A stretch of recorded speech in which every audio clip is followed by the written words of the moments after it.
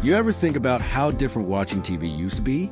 Back then, it wasn't just something you did while scrolling your phone. It was an event. You'd gather in the living room with the whole family, adjust the rabbit ears, and hope the picture came in clear. The TV was more than just a screen. It was part of the furniture, part of the family. Today, we're looking back at 10 things about old TVs that today's kids probably wouldn't believe. And if you grew up with one of these in the house, well, you'll know exactly what I'm talking about.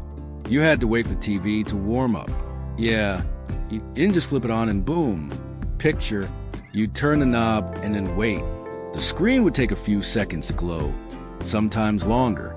It was like it needed to stretch and wake up. That little delay was normal, and somehow it made the whole experience feel a bit more special. The screen wasn't flat, it was rounded.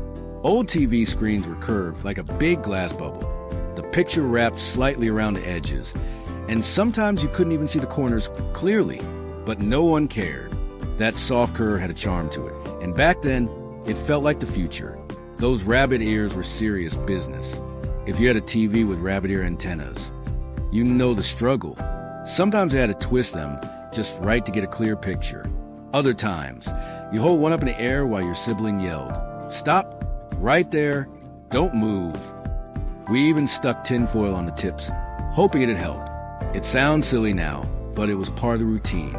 You only had a few channels to choose from. There wasn't much flipping through the guide, because there wasn't one. You had maybe 3 or 4 channels: ABC, CBS, NBC, and if you were lucky, PBS. And that was it. You knew what time your favorite show came on, and if you missed it, well, tough luck. No reruns, no streaming, no recording.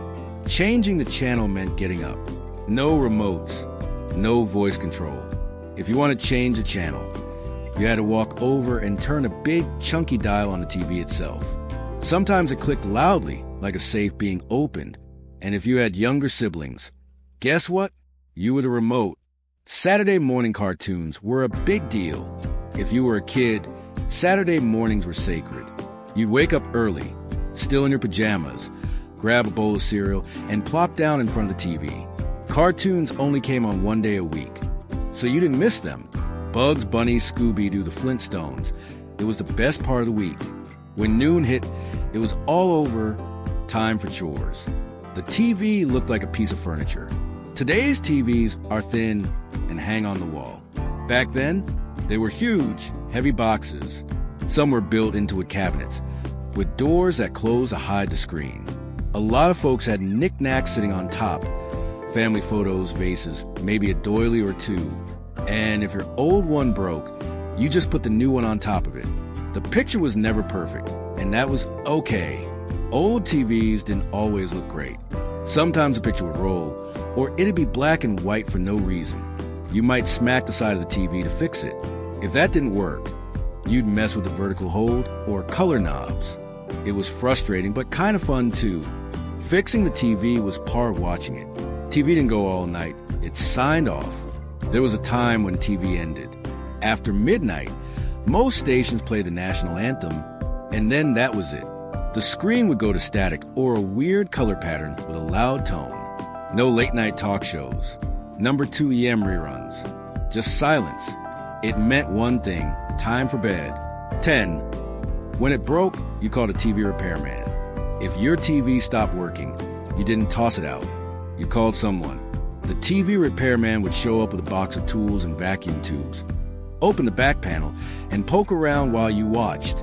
And when the screen flickered back to life, it felt like magic, like you just saved a member of the family. TVs today are sleek and smart, but they don't have rabbit ears. They don't make you fight for the best seat or wait for the picture to come in. Back then, watching TV was a shared moment. A little fuzzy around the edges, maybe, but full of heart. Did you grow up with a TV like this?